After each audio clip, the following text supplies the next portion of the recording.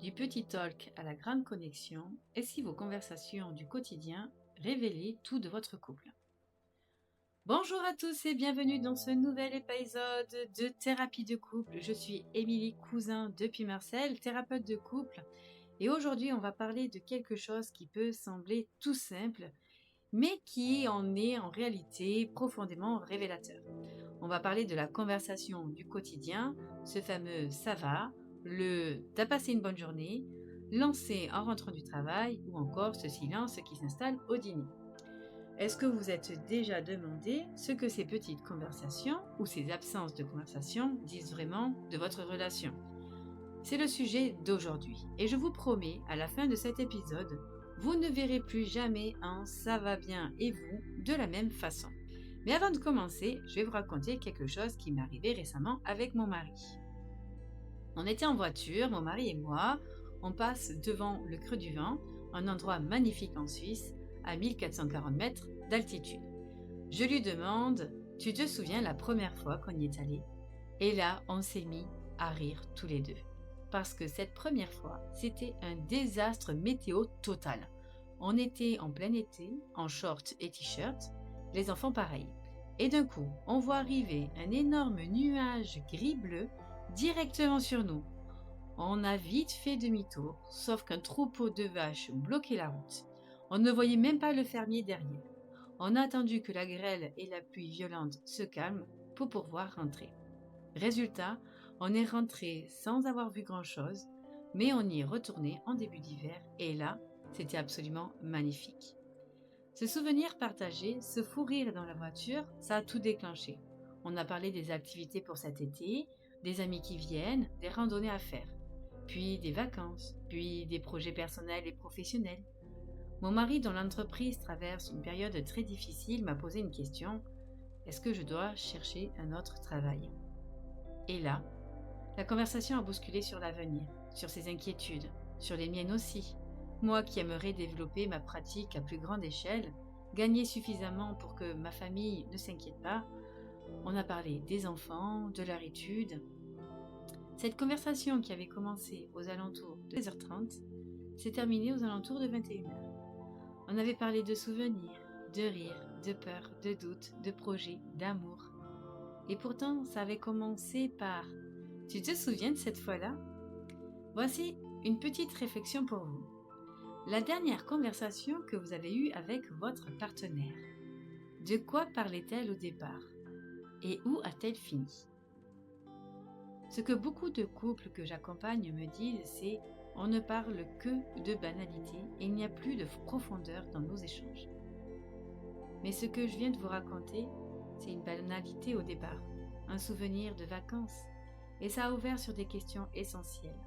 La sécurité financière, l'avenir professionnel, les enfants, les peurs, les rêves. La profondeur ne vient pas du sujet. Elle vient de la qualité de présence que vous apportez à la conversation. Et ça, c'est quelque chose qu'on peut tous apprendre. Dans ma pratique, le cas que je rencontre le plus souvent, c'est celui-ci. L'un parle, l'autre se ferme. Mais attention, et c'est essentiel de le comprendre, cette personne ne se ferme pas parce qu'elle ne veut pas parler. Elle se ferme parce que les mots, le ton, les phrases qu'elle entend sont vécus comme des reproches, du jugement, de la critique, du rabaissement. Et là, le cerveau fait quelque chose de très intelligent en réalité. Il se protège. Il ferme la porte. Alors, d'où vient cette sensibilité? Pourquoi certains entendent une critique là où l'autre pensait juste poser une question? C'est là qu'intervient un outil que j'utilise beaucoup dans mon travail, les 5 blessures émotionnelles. Ces blessures ont été identifiées par Lise Bourbeau. Ce sont les blessures profondes, souvent issues de l'enfance, qui colorent complètement notre façon de percevoir les relations et surtout les conversations. Les voici. La blessure du rejet. Cette personne a peur d'être rejetée, de ne pas avoir sa place. Dans une conversation, elle peut interpréter un silence, une hésitation, comme un signe qu'elle dérange ou qu'elle n'est pas importante. La blessure d'abandon. Elle voudra être tout le temps avec son partenaire, aura besoin de beaucoup de réassurance.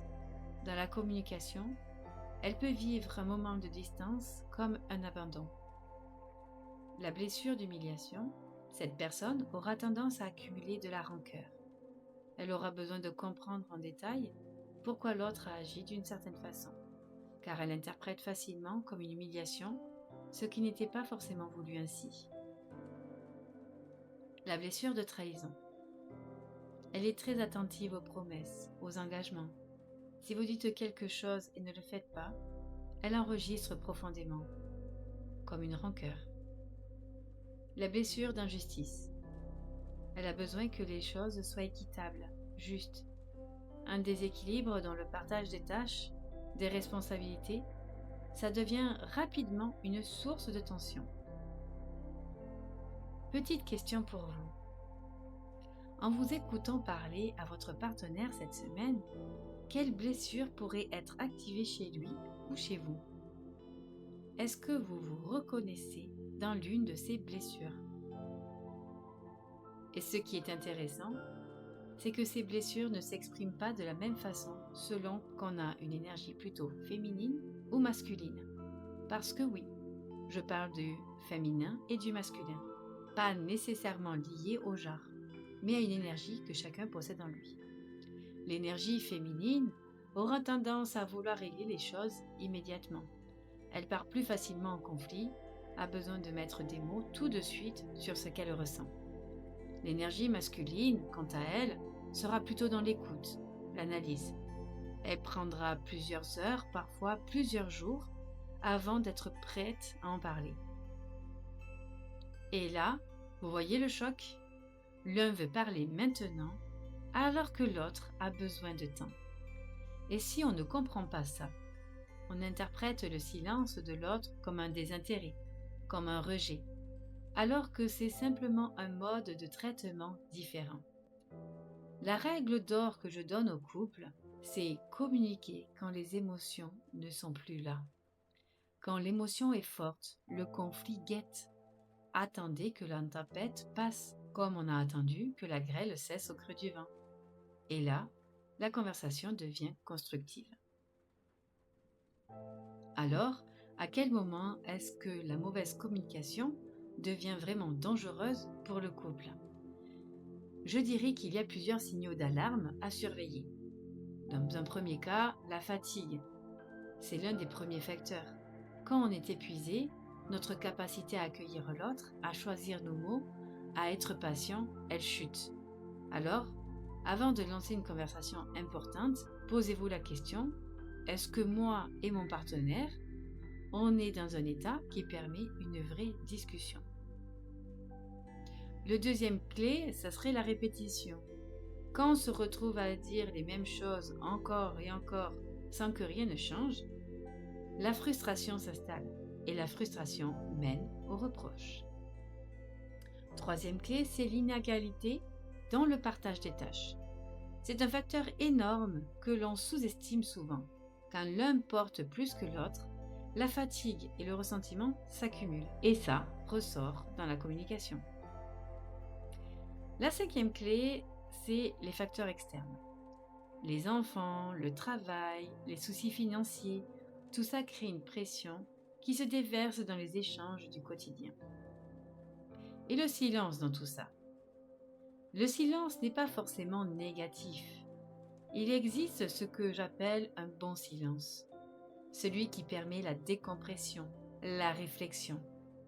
C'est le vase trop plein qui a besoin de se vider, mais d'une façon douce et saine. On peut tout à fait dire à son partenaire « J'ai besoin un peu de temps seul », pas parce que quelque chose ne va pas entre nous, mais parce que j'ai besoin de faire un peu de vide. Et souvent, après ce moment de retrait, on revient avec des pensées plus claires, des mots plus justes. Tiens, j'étais en train de réfléchir à ça et j'aimerais qu'on en parle. Le silence qui isole, c'est celui dont on ne parle pas. C'est celui qu'on ne nomme pas. Celui qui s'installe sans explication et que l'autre interprète comme du rejet ou de l'indifférence. Dans ma pratique, j'ai fait une distinction importante entre les couples qui ne savent plus comment se parler et ceux qui ne veulent plus se parler. Mais en réalité, ceux qui ne veulent plus se parler sont d'abord ceux qui ne savaient plus comment le faire. C'est une progression. D'abord, chaque conversation finit en conflit. On essaie, ça ne fonctionne pas. On réessaie, même résultat. Alors, progressivement, on arrête d'essayer. Parce que l'estime de soi a diminué, parce que les mots blessent ont laissé des traces, parce qu'on préfère le silence à une nouvelle blessure. Avec ces couples-là, je commence toujours par poser une question. À partir de quel moment est-ce que la conversation s'est arrêtée? Quel événement a eu lieu? Quels mots ont été de trop? Et pour ceux qui ne veulent vraiment plus parler, je pose une question plus directe. Où en êtes-vous dans votre relation? Est-ce la fin qui traverse votre esprit? Parce qu'on ne peut pas travailler sans savoir où les deux partenaires en sont vraiment. Pour ceux qui ne savent plus comment se parler, je leur donne un outil concret. Je leur explique la différence entre ce que vous pensez que l'autre a dit et ce que vous avez entendu. Ce n'est pas la même chose.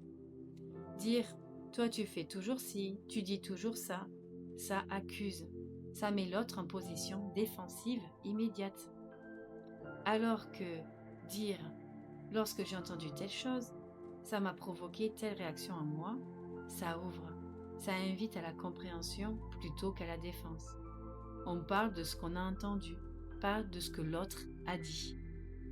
Et ce que je trouve magnifique dans ce travail, c'est que des couples qui se connaissent depuis 7 ans, 15 ans, se retrouvent à avoir des conversations qu'ils n'ont jamais eues auparavant. Je vais vous partager maintenant quelques clés concrètes à mettre en pratique dès maintenant. Clé numéro 1, vérifiez votre disponibilité avant de parler. Avant une conversation importante, demandez-vous et demandez à votre partenaire, est-ce que c'est le bon moment? La fatigue, le stress, la faim, ce sont des ennemis silencieux de la bonne communication. Clé numéro 2, remplacez le tu accusateur par le j'ai entendu. Voici un petit exercice. Pensez à une situation récente où vous avez déjà dit à votre partenaire quelque chose avec un tu. Tu ne m'écoutes jamais. Tu fais toujours ça.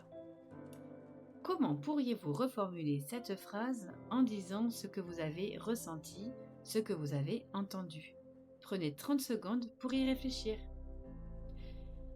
La clé numéro 3, c'est ne tirez pas de conclusions hâtives, posez des questions. C'est une des phrases que je répète le plus souvent. Ne tirez pas de conclusions hâtives, posez des questions. Car ce que votre partenaire pensait il y a 3 semaines, ce n'est peut-être plus ce qu'il pense aujourd'hui. Les situations évoluent, les émotions évoluent, et souvent, ce qu'on croit savoir sur l'autre, c'est une ancienne version de lui. Et comme je le dis toujours, l'amour ne s'apprend pas, mais vivre à deux, ça s'apprend.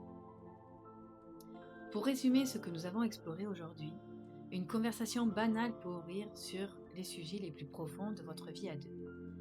Si votre partenaire se ferme, ce n'est pas souvent un manque de volonté, c'est une protection souvent liée à une blessure émotionnelle. Le féminin et le masculin ne traitent pas les émotions au même rythme.